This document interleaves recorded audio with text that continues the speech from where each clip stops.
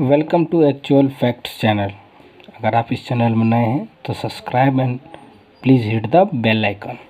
चलिए आइए शुरू करते हैं क्लास 10th का पहला चैप्टर जिसका नाम है लाइट्स। तो हम लोग जानेंगे कि व्हाट इज़ लाइट्स। लाइट्स क्या है? Light is nothing. Light is a form of energy which produces in us the sensation of site. Light एक एनर्जी है, एक फॉर्म ऑफ एनर्जी है जिसके कारण हम लोग किसी भी चीज़ को देख सकते हैं। That is the sensation of site. ये आई है, आई से किसी भी क्यूबिकल ऑब्जेक्ट्स को या भी कोई भी ऑब्जेक्ट्स को हम लोग कब देखते हैं? जब इस पे लाइट पड़ता है और इसके लाइट का रिफ्लेक्शन हमारे आई पे पड़ता है तो हम लोगों को एक सेंसेशन ऑफ साइट होता है। हमें देखने की हम लोग देख पाते हैं कि व्हाट इज़ क्यूबिकल ऑब्जेक्ट्स। तो व्हाट इज़ लाइट्स। लाइट्स को जानने के लिए पहले हम लोग जानेंगे कि यूनिवर्स क्या है। यूनिवर्स का डुबल नेचर होता है, दो तरह का नेचर होता है पूरा यूनिवर्स का। तो ये यूनिवर्स है, उसका दो नेचर है, एक है पार्टिकल नेचर और दूसरा है वेव नेचर।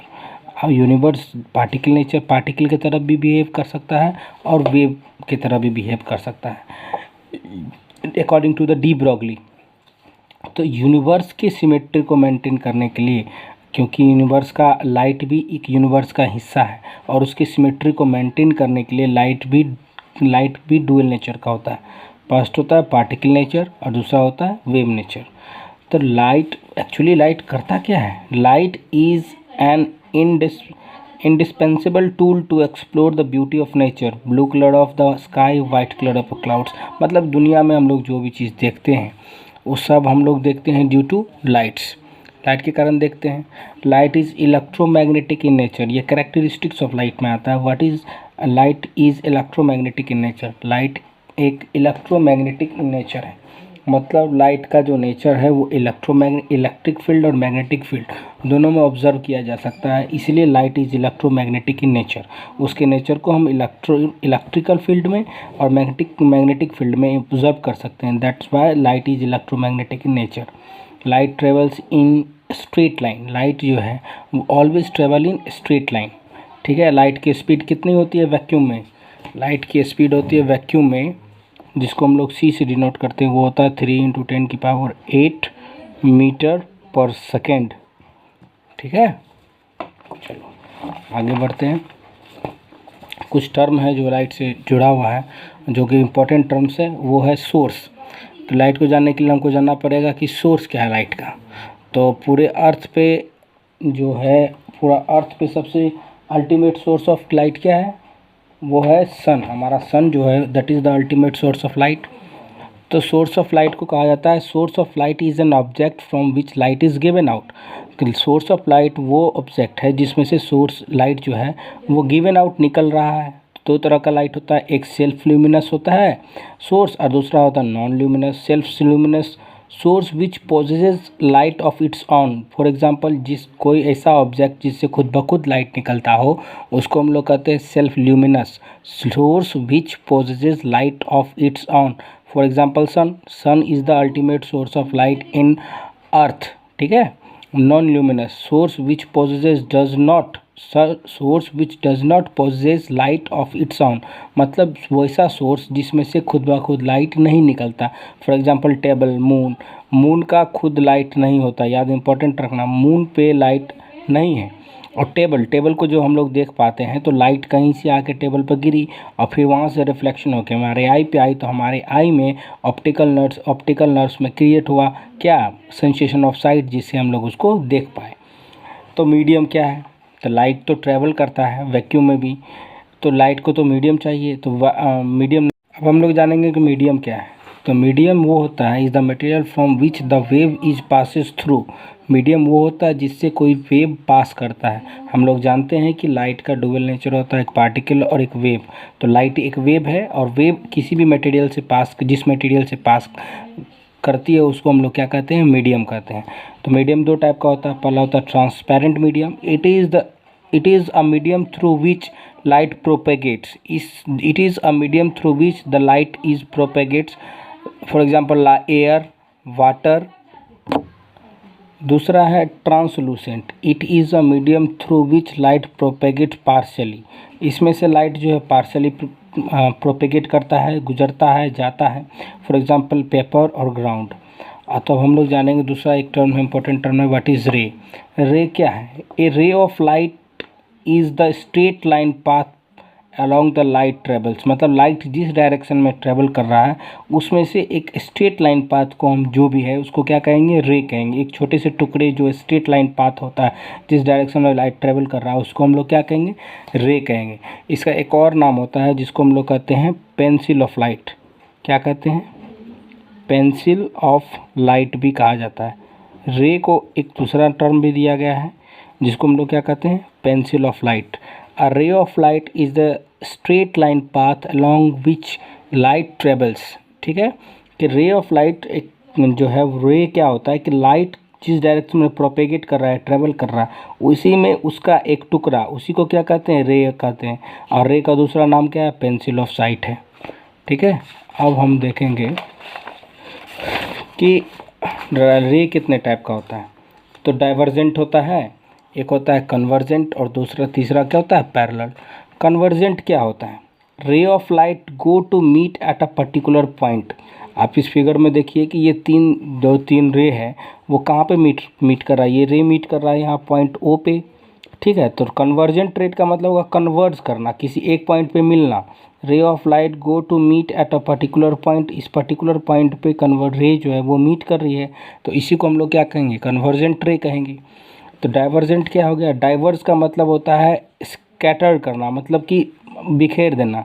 रे of light comes out at a particular point. एक पर्टिकुलर पॉइंट से जो है लाइट का डाइवर्स होना, अलग अलग डायरेक्शन में जाना, निकलना, उसी को क्या कहते हैं? डाइवर्जेंट रे कहते हैं। रे of light comes out from a particular point. इस फिगर में कहाँ से निकल रहा है? एस से निकल रहा है। अब देखेंगे कि पैरेलल रे किसको कहते हैं। तो ray of light travel to each other. हर एक रे जो है एक दूसरे से कितना पैरेलल इक्वल डिस्टेंस पे ट्रेवल करे उसको क्या कहेंगे? पैरेलल रे कहेंगे। या फिर ये भी है कि हर एक रे दूसरे रे से कितना डिग्री का एंगल बना रहा है? 0 डिग्री का, तो उसको क्या कहेंगे? पैरेलल रे कहेंगे। तो लाइट का सबसे इम्पॉर्टेंट टॉपिक पे हम लोग चले आए हैं, उसको कहते हैं reflection of light. What is reflection of light? Reflection of light is the bouncing back of light in same direction और medium on striking the surface of any object. कह रहा है कि रिफ्लेक्शन ऑफ लाइट जो है वो bouncing back of light है।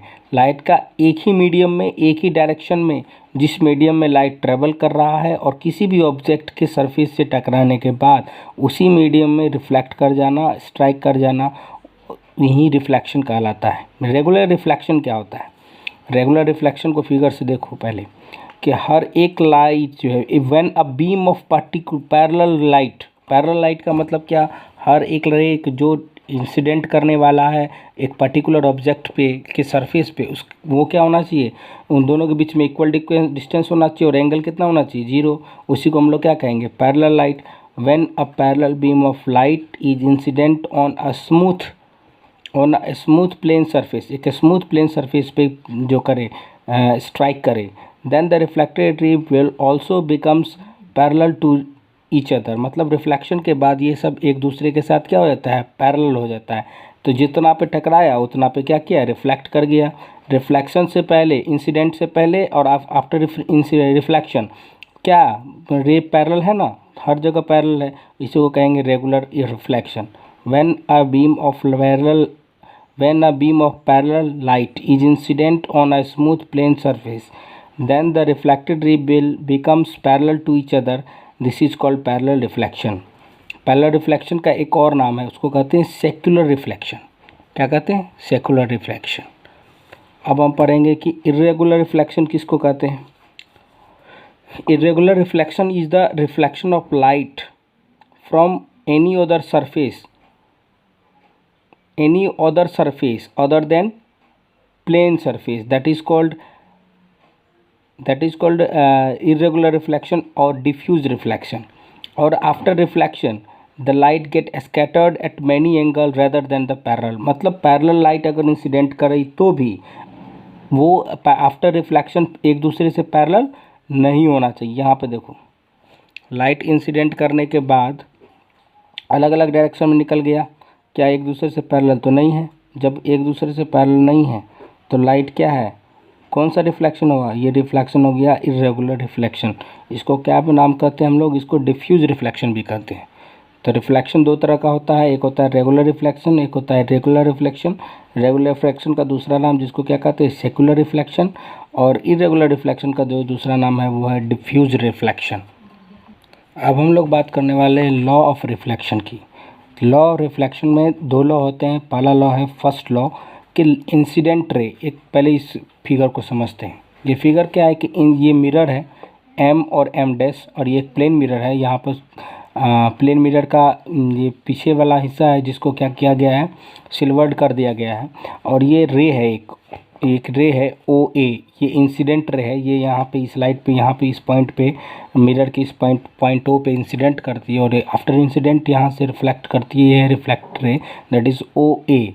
और दोनों रे के बीच में एक परपेंडिकुलर जो हम लोग खींचते हैं, मिला देते हैं, उसी को क्या कहते हैं, नॉर्मल कहते हैं। नॉर्मल को हम लोग क्या कहते हैं, परपेंडिकुलर, और इस तरीके से डिनोट किया जाता है। तो जो नॉर्मल के साथ इंसिडेंट रे का एंगल है उसको हम लोग आई कहेंगे, और यही इंसिडेंट एंगल भी कहलाता है। और जो नॉर्मल के साथ रिफ्लेक्टेड रे का जो एंगल होता है उसको आर से डिनोट करेंगे, और यही कहलाता है reflected ray. Reflect incident angle है, ये रिफ्लेक्टिंग एंगल कहलाता है।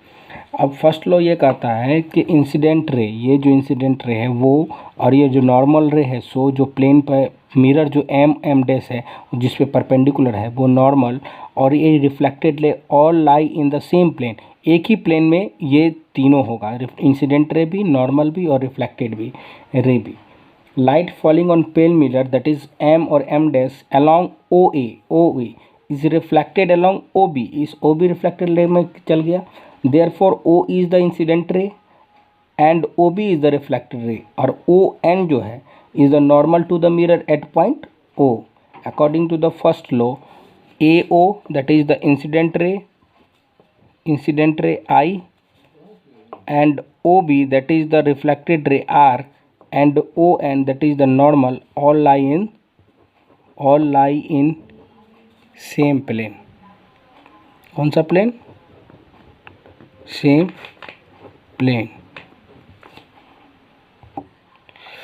Neither of the two ray, मतलब ये दोनों में से कोई, या फिर normal, neither of the two ray goes down into the paper, मतलब इस प्लेन, ये प्लेन एक ही प्लेन है ना, ये पूरा पेपर एक ही प्लेन, इस प्लेन के अंदर जा सकता है ये रे, ना ही ऊपर जा सकता है। That is the violation of reflected law of reflection. ऐसा नहीं होना चाहिए। Neither of the two rays और normal goes down into the paper और comes out of the paper. ऐसा नहीं होना चाहिए कि एक रे रॉ जो है वो पेपर के अंदर चला जाए या फिर एक बाहर चला जाए। ये लॉ का वैल्यूशन होगा law of reflection. Law of reflection कहता है कि इंसिडेंट रे, रिफ्लेक्टेड रे और नॉर्मल वो सभी एक ही लाइन में, एक ही प्लेन में एग्जिस्ट करने चाहिए। अब दूसरा लॉ ऑफ रिफ्लेक्शन देखते हैं हम लोग। According to the second law of reflection, angle of reflection that is R is always equal to the angle of incident that is I. Angle of incident क्या है, एंगल AON I है, and angle क्या है AON that is R। तो हम according to question angle R equals to क्या होगा, angle I, और एंगल I इजकल्स टू क्या होगा, एंगल R। अगर एंगल आई जो है, एंगल आई इंसिडेंट अगर 60 डिग्री है, देन एंगल आर भी क्या होगा, 60 डिग्री होगा।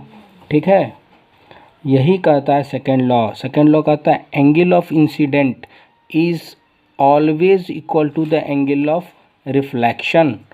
एंगल ऑफ इंसिडेंट जितना होगा उतना ही एंगल ऑफ रिफ्लेक्शन होगा। अगर ये एंगल 60 डिग्री है तो ये एंगल भी कितना होगा, 60 डिग्री होगा।